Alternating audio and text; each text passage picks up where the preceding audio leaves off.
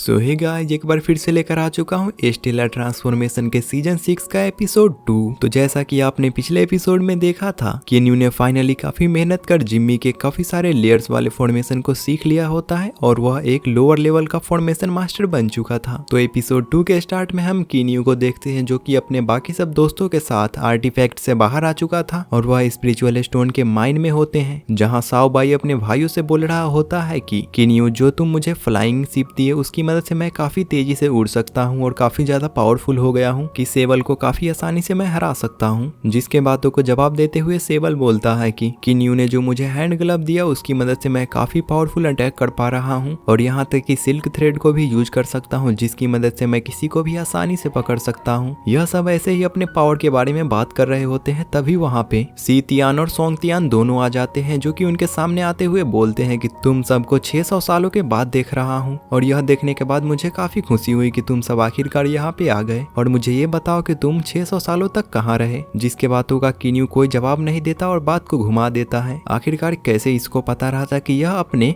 जियानलिन artefact के अंदर cultivation कर रहा था। कीन्यू सी तियान से पूछने लगता है कि तुम मुझे ये बताओ कि तुम इतने सारे स्पिरिचुअल स्टोन कहाँ ले जा रहे हो, वो भी पोटली भर के। जिसके बातों को जवाब देते हुए सी तियान बोलता है कि दरअसल हमने माइंस के लीडर के साथ एक कॉन्ट्रैक्ट बनाया है जिसके तहत हम उसे हर साल 3600 स्पिरिचुअल स्टोन के बजाय और भी ज्यादा स्पिरिचुअल स्टोन देंगे, जिसके कारण वो हमें किसी अच्छे विलेज में भेजेंगे जहाँ का डिवाइन पावर काफी अच्छा होगा। अगर हम ऐसा नहीं करते हैं तो शायद वो हमें किसी खराब ही विलेज में भेज देंगे जहाँ का डिवाइन पावर काफी खतरनाक हो सकता है। जिसके बातों को जवाब देते हुए कीन्यू बोलता है कि मुझे इन सब की कोई जरूरत नहीं है, क्योंकि दोस्तों आप सभी तो जानते ही हो कीन्यू अपने आर्टिफैक्ट और मौजूद ट्रेजर की मदद से अपने पावर को बढ़ाने में काफी आगे रहता है। अभी उस माइन के अंदर कोई क्रिएचर आने लगता है जिसके कारण वह गुफा में काफी ज्यादा हलचल मचने लगता है, जो एक डिमोनिक सेंटीपीड क्रिएचर होता है। वह एक काफी खतरनाक डेमोनिक क्रिएचर होता है जो कि काफी पावरफुल भी है और यह क्रिएचर ऐसा हर बार करता है जब कई सारे लोअर लेवल के गॉड्स इस माइन में काम कर रहे होते हैं और स्पिरिट स्टोन की खुदाई कर रहे होते हैं और यह चुपके से आकर उन सभी को मार देता है। इससे बचने के लिए वहाँ पे मौजूद सभी लोअर गॉड्स भागने लगते हैं, लेकिन हमारे हीरो उससे डरते नहीं है और उससे फाइट करने के लिए रेडी होते हैं। मंकी किंग साओ बाई ने अपने वेपन को भी निकाल लिया था और साथ ही सेबल ने भी। तभी मंकी किंग उस क्रिएचर के ऊपर काफी पावरफुल अटैक करता है जिसके कारण उस क्रिएचर का एक हाथ कट के नीचे गिर चुका था। वह सेंटीपीड काफी जोरों से चिल्लाने लगता है क्योंकि उसका हाथ एक कट जो गया था, पर हमारा सेबल काफी टसन में उसके सामने आगे आते हुए बढ़ रहा होता है। सेबल उस सेंटीपीड के ऊपर काफी पावरफुल अटैक करता है, पर वह सेंटीपीड काफी ज्यादा ही तेज होता है। वह उसके अटैक को डॉज कर लेता है क्योंकि सेंटीपीड का स्किन कुछ ज्यादा ही मजबूत होता है, जिसके कारण सेबल का स्पेयर उसके स्किन को भेद नहीं पाता है। तभी सेंटीपीड गुस्से में सेबल के ऊपर अपने टेल से अटैक करता है, मगर साओ बाई आकर उसे बचा लेता है। सेबल इस बात से काफी ज्यादा हैरान होता है कि वह इतनी आसानी से उसके अटैक को डॉज कर लिया और उसका खाल भी कुछ ज्यादा ही मजबूत है। इसीलिए वह अपने सील ग्लव के पावर का इस्तेमाल पहली बार करता है और वह उस सेंटीपीड को बुरी तरीके से जकड़ लेता है। सेबल अपने सिल्क थ्रेड का काफी बुरी तरीके से यूज करता है, पर सेंटीपीड भी कुछ ज्यादा ही गुस्से में लग रहा होता है। डेमोनिक सेंटीपीड अपने पावर को बढ़ाते हुए उसके सिल्क थ्रेड को काफी आसानी से तोड़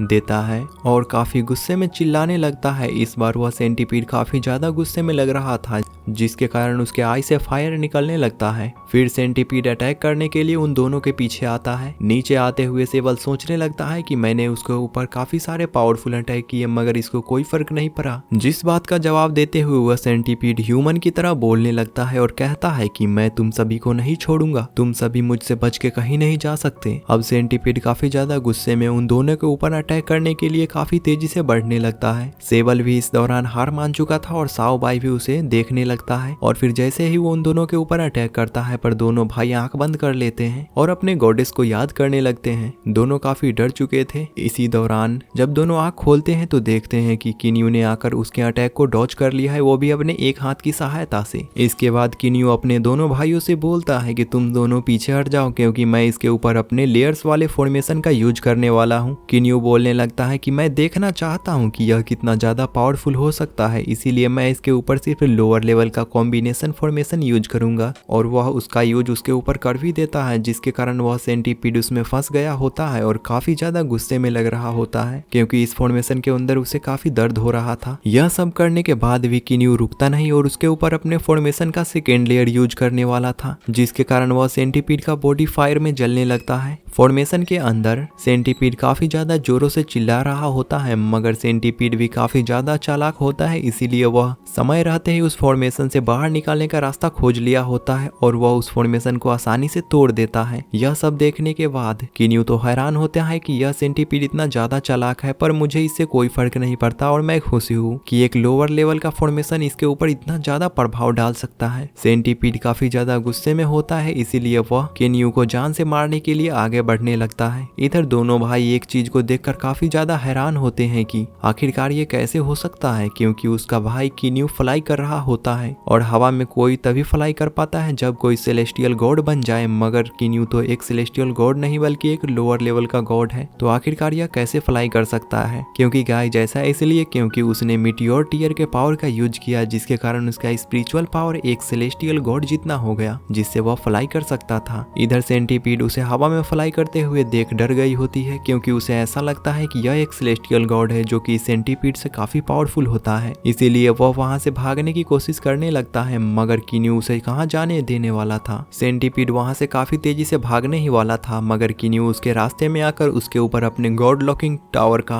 पहली बार यूज करता है, जिसमें वह काफी सारे पावरफुल जंजीर निकलते हुए उस सेंटीपीड को जकड़ लेता है और काफी आसानी से उस सेंटीपीड को उस गॉड लॉकिंग टावर के अंदर एब्जॉर्ब कर लेता है, ताकि उसका यूज बाद में कर सके अपने पावर को बढ़ाने के लिए। किन्यू जैसे ही नीचे आता है तभी वहाँ पे कई सारे गार्ड्स जाकर चारों तरफ से उन तीनों भाइयों को घेर लेते हैं, और तभी वहाँ पे लॉर्ड विंचिन आते हैं जो कि कहने लगते हैं कि तुम लोग मुझे बताओ, यहाँ पे एक डिमोनिक सेंटीपीड आया था जिससे कोई लड़का फाइट कर रहा था, तुम मुझे बताओ कि वह सेंटीपीड और वह लड़का कहाँ गया। जिसके बातों को घुमाते हुए किन्यू बोलने लगता है कि लॉर्ड विंचिन, मैंने उस सिर्फ सेंटीपीड को देखा था और उस लड़के को नहीं जो कि उससे फाइट कर रहा था। सेंटीपीड ने हमारे ऊपर अटैक किया था, मगर हम उस पत्थर के पीछे छुप गए थे, जिसके कारण हम बच गए, जिस पत्थर के ऊपर उस सेंटीपीड के हाथों का निशान भी होता है। और किन्यू ऐसा इसलिए इस बातों को घुमा रहा है क्योंकि एक बार अगर लॉर्ड विंचिन को पता चल गया कि इसी ने उस सेंटीपीड को पकड़ा है तो इसके ऊपर काफी कार्रवाई हो सकती है। पर लॉर्ड विंचिन भी काफी ज्यादा चालाक होते हैं, वह किन्यू के पूरे बॉडी लेवल और उसके पावर का पता लगाने लगते हैं, जिसके कारण उसे सच का पता चल सके। लेकिन उन तीनों का इतना ज्यादा पावर नहीं होता है कि वह उस सेंटीपीड को हरा सके, क्योंकि ये तीनों एक लोअर लेवल के गॉड होते हैं। लॉर्ड विंचिन के पास इसके बातों पे विश्वास करने के अलावा कोई भी रास्ता नहीं था, इसीलिए वह इसके बातों का विश्वास करता है और वहां से उस सेंटीपीड को खोजने के लिए निकल जाता है, वो भी अपने लोगों के साथ। फिर हमें कुछ देर बाद का सीन दिखाया जाता है जहां तीनों भाई अपने जियानलिन आर्टिफैक्ट के अंदर एंटर कर चुके थे, जहां किन्यू अपने भाइयों से बोल रहा होता है कि भले ही मैं फ्लाई कर सकता हूं, मगर मैं अभी भी स्ट्रेंथ के मामले में काफी कमजोर हूं। अगर मेरा फाइट किसी रियल सेलेस्टियल गॉड से हुआ तो मैं उसे आसानी से हार सकता हूं, शायद मैं उसके हाथों मारा भी जाऊं। जिसके बातों को जवाब देते हुए मंकी किंग साओवाई बोलने लगता है कि आपने सही कहा, हमें इस तरीके से अपने ट्रेजर के ऊपर पूरी तरीके से डिपेंड नहीं हो सकते, हमें अपने रियल पावर को भी बढ़ाना होगा, जिसकी सहायता से हम फ्यूचर में आने वाले कई सारे मुसीबत को टाल सकेंगे। तीनों भाई इन सब के बारे में काफी सोचते हैं और वह फिर तीनों कल्टीवेशन करने के लिए निकल चुके थे। इधर किन्यू को दिखाया जाता है जो कि उस फॉर्मेशन मास्टर के टेम्पल में आ चुका था। वह सोचने लगता है कि मैंने पहली बार उस सेंटीपीड को ट्रैप करने के लिए अपने लोअर लेवल का फॉर्मेशन का यूज किया, मगर उसने उसे काफी आसानी से तोड़ दिया। मुझे उन्हीं सभी कमियों को खोजना होगा और उसे अच्छी तरीके से ठीक करना होगा ताकि अगली बार ऐसा ना हो सके।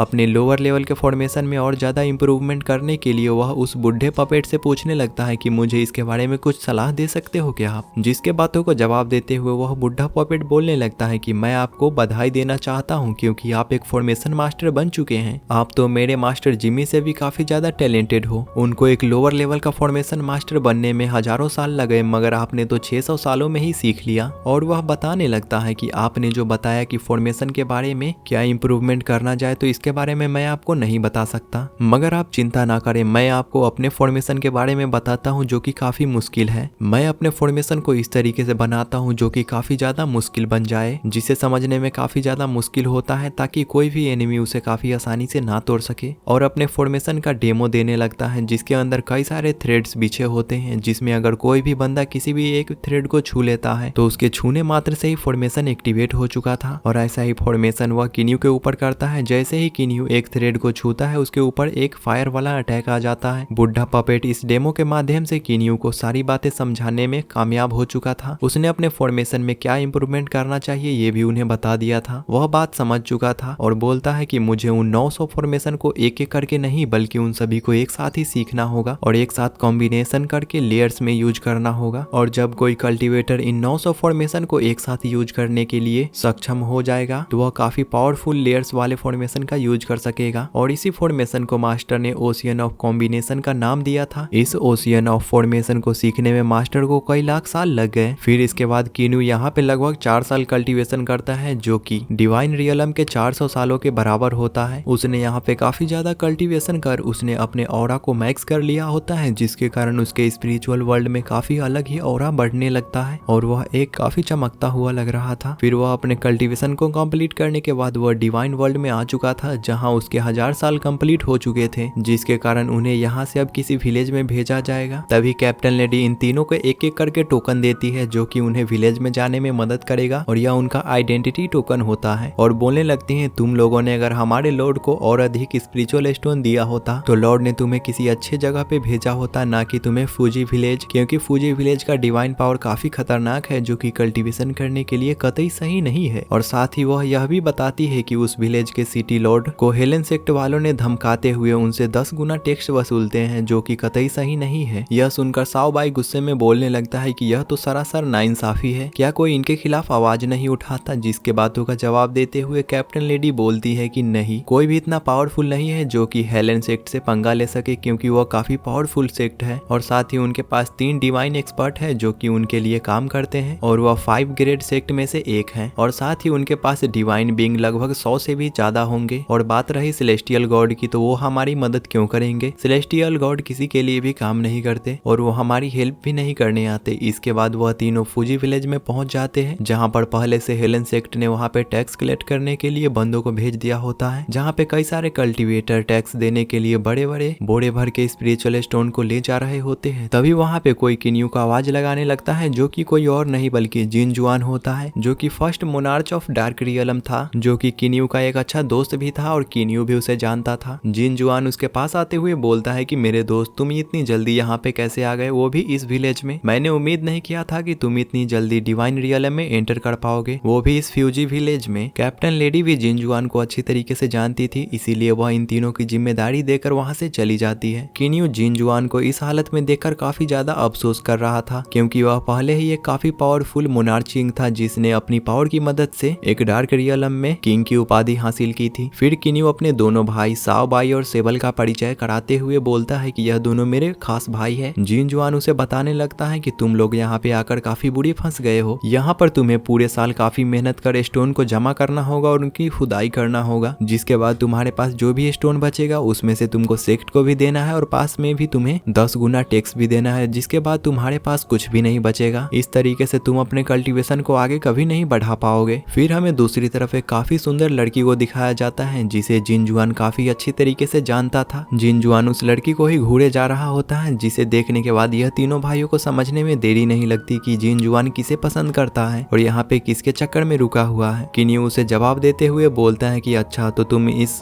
लड़की के चक्कर में पड़ गए, तुम डार्क रियलम के मोनार्च किंग हो, फिर भी तुम एक मामूली से लड़की के प्यार में पड़ गए, वो कैसे हो सकता है। जिसके बातों का जवाब देते हुए जिन जुआन बताता है कि मैं अपनी दुनिया में भले ही डार्क रियलम का मोनार्च किंग था मगर यहाँ पे मेरी औकात सामान्य लोगों की तरह है। और बात रही उस लड़की को तो वह एक लंबी कहानी है, मैं तुम्हें बाद में बताऊंगा। क्या करूं, मुझे भी प्यार हो गया, आखिरकार मैं भी तो एक ह्यूमन हूँ। तभी वह लड़की जिन जुआन को वहाँ पे बुलाने लगती है जिसके बाद जिन जुआन काफी तेजी से दौड़ते हुए उस लड़की के पास चला जाता है। तभी वहाँ पे हेलन सेक्ट के टैक्स कलेक्ट करने वाले बंदे आ जाते हैं जिसमें टैक्स कलेक्टर का नाम होता है लुकियान जो कि एक मीडियम लेवल का गॉड होता है जो कि सभी को अनाउंस करता है कि हमारे सेक्ट ने न्यू रूल बनाया है जिसके हिसाब से यहाँ पर जो भी नए लोग आएंगे उन्हें भी टैक्स देना पड़ेगा और ध्यान रखना 1500 स्पिरिट स्टोन से कम नहीं होना चाहिए। यहाँ पे मौजूद लोग काफी मजबूर होते हैं इसीलिए वह इनके खिलाफ कुछ आवाज नहीं उठा सकते थे, मजबूरन उन्हें टैक्स का पैसा देना पड़ता है। अब अगला बारी मिस यून की होती है जो कि जैसे ही अपने स्पिरिट स्टोन को देने के लिए जाती है तभी वह लुकियान उसके हाथों को पकड़कर उसे बदतमीजी करने लगता है क्योंकि यह लड़का पहले इसी सेक्ट में रहा करता था और वह इस लड़की को काफी पसंद करता था, मगर उसने यहाँ पे काफी स्पिरिट स्टोन की मदद से पावरफुल होकर हेलन सेक्ट को ज्वाइन कर लिया, जिसके बाद वह यहाँ टैक्स कलेक्टर बन गया। वह मिस यून से बोलने लगता है कि मैं आपको काफी ज्यादा ही पसंद करता हूँ और आपसे शादी भी करना चाहता हूँ, इसके लिए मैं आपके परिवार से कल हाथ मांगने भी आऊंगा, आप मेरा इंतजार करिएगा। यह नजारा देखने के बाद जिन जुआन के दिल के अंदर तो ज्वालामुखी उबलने लगी होती है, क्योंकि आखिरकार कोई उसके गर्लफ्रेंड को कैसे छेड़ सकता था, भला उसके सामने ही। और इसी सीन के साथ यह एपिसोड एंड होता है। तो गाइज क्या लगता है आपको, जिन जुआन अपने गर्लफ्रेंड को बचाने जाएगा या फिर नहीं, ये हमें नेक्स्ट एपिसोड में देखने को मिलेगा। उम्मीद करता हूँ वीडियो अच्छी लगी हो। तो मिलते हैं किसी न्यू वीडियो में, तब तक के लिए बाय।